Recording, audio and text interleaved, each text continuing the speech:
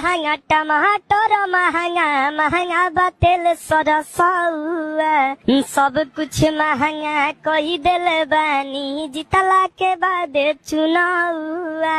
cylinder अलगे ताव मारतावे चूसले में खून लागे रहुआ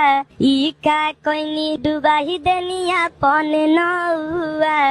कहले रहनी गरीबी हटाइब देश के बनाइब रहुआ खाली काव काव करते रहिला जैसे करेला कौआ